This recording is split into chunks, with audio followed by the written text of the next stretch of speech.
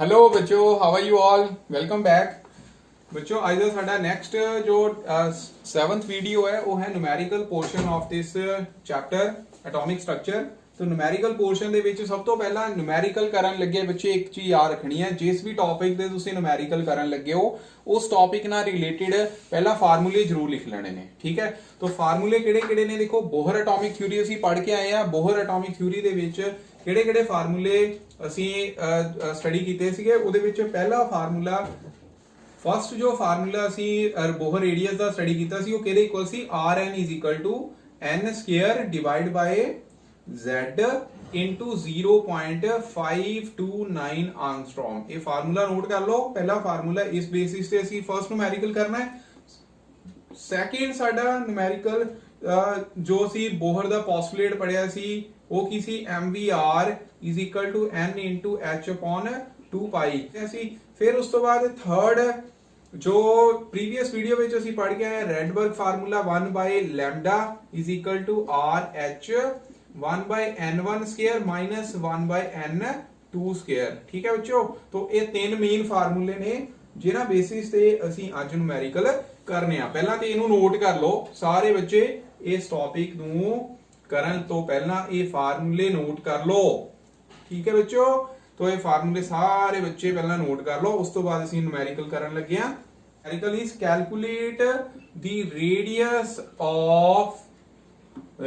Of Bohr's third orbit.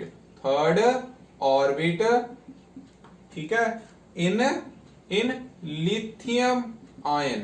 किहड़ा आयन? Lithium ion. तो ਇਹਦੇ ਬਾਰੇ ਇਹਦੇ ਲਈ ਹੁਣ ਦੇਖੋ ਸਭ ਤੋਂ ਪਹਿਲਾਂ ਤੇ ਦੇਖੋ ਰੇਡੀਅਸ फाइंड आउट करना है, तो ਇਹਦਾ मतलब फर्स्ट फार्मूला ਸਾਡਾ ਅਪਲਾਈ ਹੋਣਾ ਹੈ। ਤੇ फर्स्ट फार्मूला ਕੀ ਹੈ? Rn n square upon n square upon z into 0.529। ठीक, 529 आर्मस्ट्रॉन्ग। ਇਹ फार्मूला एज इट इज याद रख लो। न्यूमेरिकल पोर्शन ਦੇ ਵਿੱਚ मतलब ਕੰਪੀਟੀਟਿਵ ਐਗਜ਼ਾਮ ਵਿੱਚ ਵੀ ਤੁਹਾਨੂੰ ਆ ਸਕਦਾ ਹੈ question.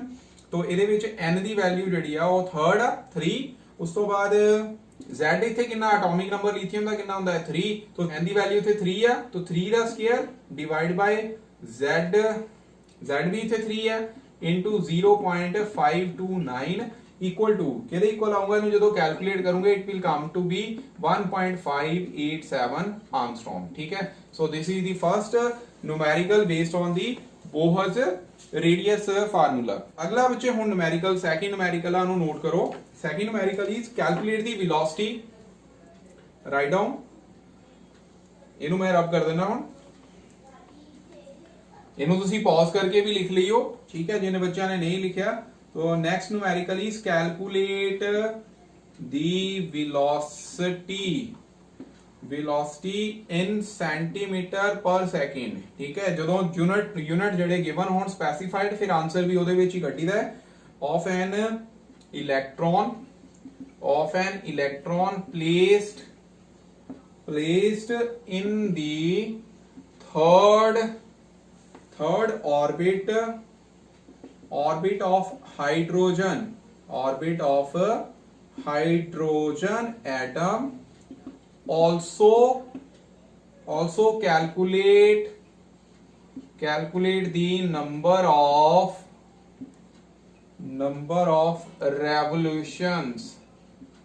of revolutions per second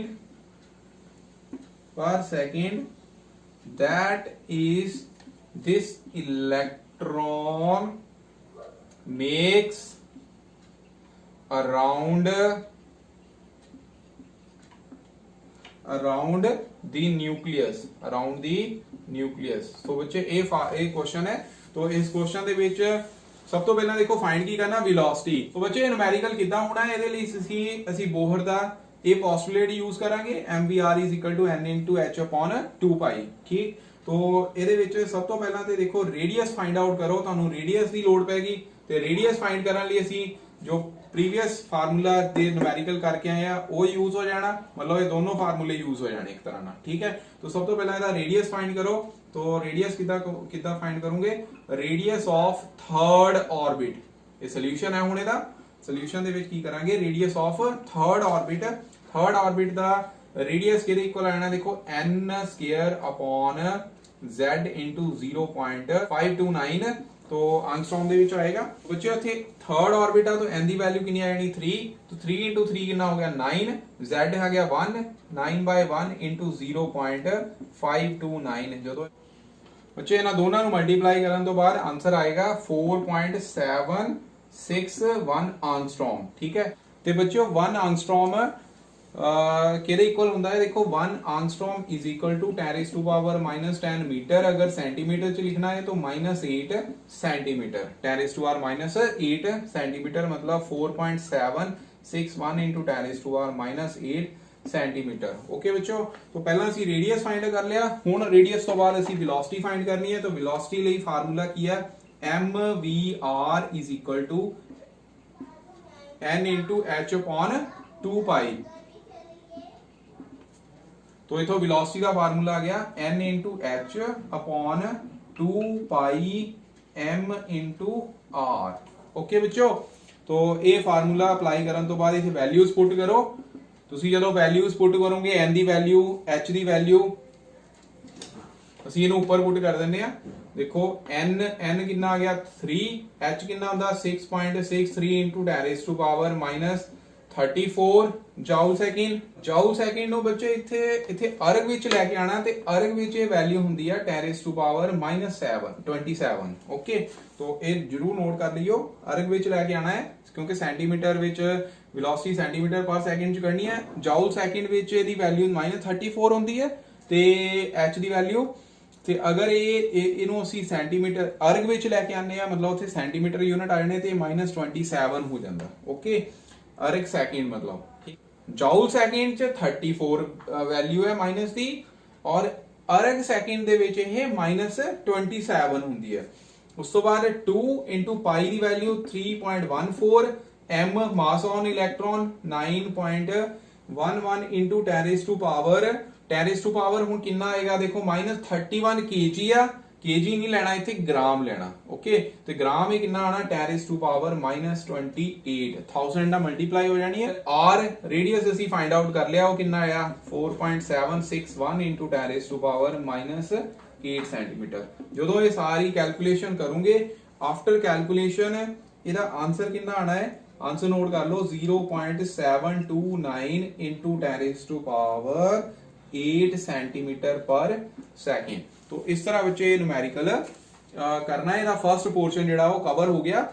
first portion ਤੋਂ ਬਾਅਦ ਹੁਣ ਸੈਕਿੰਡ ਪੋਰਸ਼ਨ ਦੇ ਵਿੱਚ ਅਸੀਂ ਕੀ ਫਾਈਂਡ ਕਰਨਾ? ਹੁਣ ਸੈਕਿੰਡ ਪੋਰਸ਼ਨ ਦੇ ਵਿੱਚ ਅਸੀਂ ਫਾਈਂਡ ਕਰਨੀ ਹੈ number of revolutions, time taken to complete one revolution ਉਹ ਕਿਹਦੇ ਇਕੁਅਲ ਆਣਾ? ਦੇਖੋ 1 रेवोल्यूशन ਕੰਪਲੀਟ ਕਰਨ ਲਈ कितना टाइम लगेगा? ਹੁਣ ਦੇਖੋ ਸਰਕੂਲਰ ਪਾਥ ਦੇ ਵਿੱਚ ਇਲੈਕਟ੍ਰੋਨ ਰਿਵੋਲਵ ਕਰਨਾ मतलब ਇੱਥੇ ਆ ਜਾਣਾ ਡਿਸਟੈਂਸ ਕਵਰ ਕਿੰਨੀ ਆਣੀ? ਡਿਸਟੈਂਸ ਕਵਰ ਕਿੰਨੀ ਆਊਗੀ? ਸਰਕਮਫਰੈਂਸ ਇਹਦਾ। ਠੀਕ, ਸਰਕਮਫਰੈਂਸ ਕਿਹਦੇ ਇਕੁਅਲ ਹੁੰਦਾ 2 ਪਾਈ r ਡਿਵਾਈਡ ਬਾਈ ਕਿੰਨਾ ਟਾਈਮ ਲੱਗ ਰਿਹਾ t ਟਾਈਮ। ਇਹ ਦੀ ਵੈਲੋਸਿਟੀ ਹੋ ਗਈ ਤੇ ਟਾਈਮ ਪੀਰੀਅਡ ਕਿੰਨਾ ਹੋ ਜਾਣਾ t is equal to 2 pi r divide by ਕੀ ਆ ਜਾਣਾ v वेलोसिटी। कैलकुलेशन ਕਰਨ ਤੋਂ ਬਾਅਦ ਆਨਸਰ ਆਏਗਾ 2.4 into 10⁻14। ठीक है, रेवोल्यूशंस पर सेकंड। ओके बच्चों, तो इस तरह ਇਹ न्यूमेरिकल ਕਰਨਾ ਹੈ। आई थिंक ਇਹ न्यूमेरिकल ਹੁਣ ਤੁਹਾਨੂੰ ਸਮਝ ਆ ਗਿਆ ਹੋਵੇਗਾ। ਤੇ ਉਸ ਤੋਂ ਬਾਅਦ ਇੱਕ न्यूमेरिकल ਹੁਣ ਅਸੀਂ ਹੋਰ ਕਰਨਾ ਹੈ। ਆਓ ਉਹ ਵੀ न्यूमेरिकल ਹੁਣ ਕਰਦੇ। ਉਹ ਹੈਗਾ ਰੈਡਬਰਗ ਫਾਰਮੂਲੇ ਦੇ ਬੇਸਡ। आओ ਉਹਦੇ ਬਾਰੇ ਗੱਲ ਕਰ ਲੈਂਦੇ ਆ। Third numerical is calculate the shortest and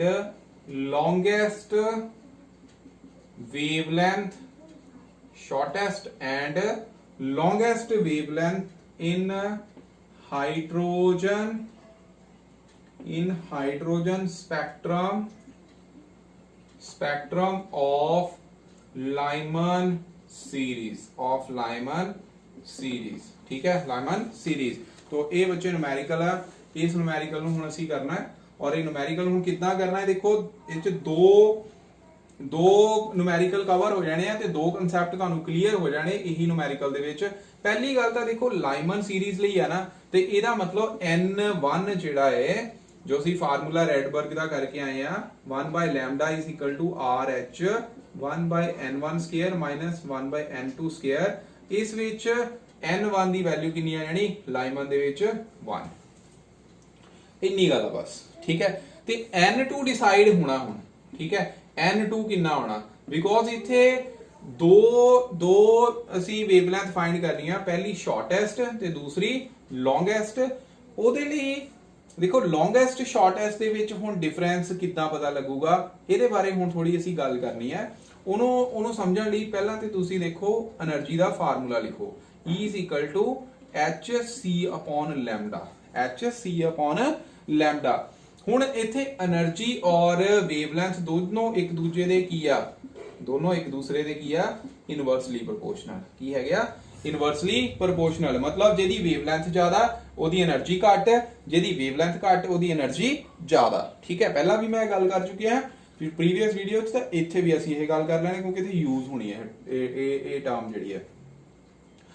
ਤੋ ਇਹਦਾ ਮਤਲਬ ਕੀ ਹੋਇਆ, ਪਹਿਲਾਂ ਤੇ ਅਸੀਂ ਸ਼ਾਰਟੈਸਟ ਵੇਵਲੈਂਥ ਦੀ ਗੱਲ ਕਰ ਲੈਣੇ। ਸ਼ਾਰਟੈਸਟ ਵੇਵਲੈਂਥ ਕਿਹਦੀ ਹੋਊਗੀ, ਵੇਵਲੈਂਥ ਜਿਹਦੀ ਘੱਟ ਆ ਉਹਦੀ એનર્ਜੀ ਕੀ ਹੋਊਗੀ, એનર્ਜੀ ਡਿਫਰੈਂਸ ਕੀ ਹੋਣਾ ਜ਼ਿਆਦਾ। ਇਹਦਾ ਮਤਲਬ ਫਰਸਟ ਲੈਵਲ ਤੋਂ ਹਾਈਐਸਟ ਲੈਵਲ ਕਿਹੜਾ ਇਨਫਾਈਨਾਈਟ।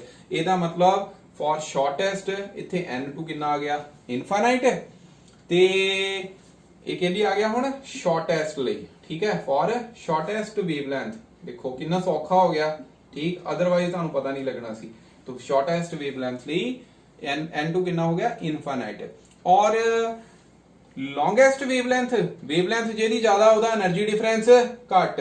ਉਹ એનર્ਜੀ ਡਿਫਰੈਂਸ ਕਿੱਥੇ ਘੱਟ ਹੋਣਾ, ਦੇਖੋ n1 ਤੇ n2 ਇਹਨਾਂ ਵਿੱਚ એનર્ਜੀ ਡਿਫਰੈਂਸ ਘੱਟ ਹੋਊਗਾ। ਠੀਕ ਹੈ, ਨੇੜੇ ਨੇੜੇ ਤਾਂ ਇਹੀ ਆ।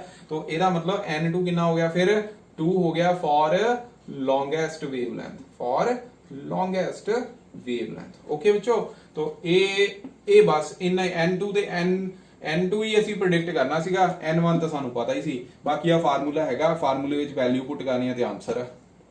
ਠੀਕ ਹੈ, ਇੰਨੀ ਗੱਲ ਆ ਬਸ। ਪਹਿਲਾਂ ਕਨਸੈਪਟ ਨੂੰ ਸਮਝ ਲੈਣਾ ਹੈ, ਨਿਊਮੈਰੀਕਲ ਕਰਨ ਲੱਗੇ ਵੀ ਕਰਨਾ ਕੀ ਹੈ, ਤੇ ਫਾਰਮੂਲਾ ਪਤਾ ਹੋਣਾ ਚਾਹੀਦਾ। ਫਾਰਮੂਲਾ ਪਤਾ ਹੋ ਗਿਆ ਤੇ ਨਿਊਮੈਰੀਕਲ ਆਪਣੇ ਆਪ ਹੋਏਗਾ। ਓਕੇ ਬੱਚੋ, so let us find out this shortest and longest wavelength। पहला shortest ਦੀ ਗੱਲ ਕਰ ਲੈਨੇ। shortest wavelength, how to find, okay, how to find। ਤਾਂ ਇਹਦੇ ਵਿੱਚ ਲਾਈਮਨ ਸੀਰੀਜ਼ ਲਈ n1 ਜਿਹੜਾ 1 ਹੋ ਗਿਆ ਤੇ n2 ਕਿੰਨਾ ਹੋ ਗਿਆ, ਜੀ ਹਾਂ n2 ਕਿੰਨਾ ਹੋ ਗਿਆ ਇਨਫਾਈਨਾਈਟ ਆ। ਤੇ ਫਾਰਮੂਲਾ ਅਪਲਾਈ ਕਰੋ ਬਸ, 1 by lambda is equal to RH 1 by 1 the square minus 1 by infinity the square. ਠੀਕ ਹੈ, 1 by infinity ਸਕੁਅਰ। ਬੱਚੇ 1 by infinity ਕਿੰਨਾ ਹੁੰਦਾ, ਠੀਕ ਹੈ, ਬਹੁਤ ਸਾਰੇ ਬੱਚੇ ਹੋਣੇ ਜਿਨ੍ਹਾਂ ਨੇ ਜਿਹੜੇ ਇਹਦਾ ਆਨਸਰ ਨਹੀਂ ਦੇ ਸਕਦੇ। 1 by infinity ਕਿੰਨਾ ਹੁੰਦਾ, ਠੀਕ ਹੈ। तो मैं ਤੁਹਾਨੂੰ ਇੰਨੀ ਗੱਲ ਪੁੱਛਦਾ, ਕਈ ਬੱਚਿਆਂ ਨੂੰ ਤਾਂ 0 by 1 ਵੀ ਨਹੀਂ ਪਤਾ ਹੁੰਦਾ ਕਿੰਨਾ ਆਨਸਰ ਹੈ। ਇਦਾਂ ਹੀ 1 by 0 ਇਹਦਾ ਆਨਸਰ ਕੀ ਆਣਾ। ਬਹੁਤ ਸਾਰੇ ਬੱਚੇ ਹੁੰਦੇ ਜਿਨ੍ਹਾਂ ਨੂੰ ਇਹ ਪ੍ਰੋਬਲਮ ਆਉਂਦੀ ਹੈ।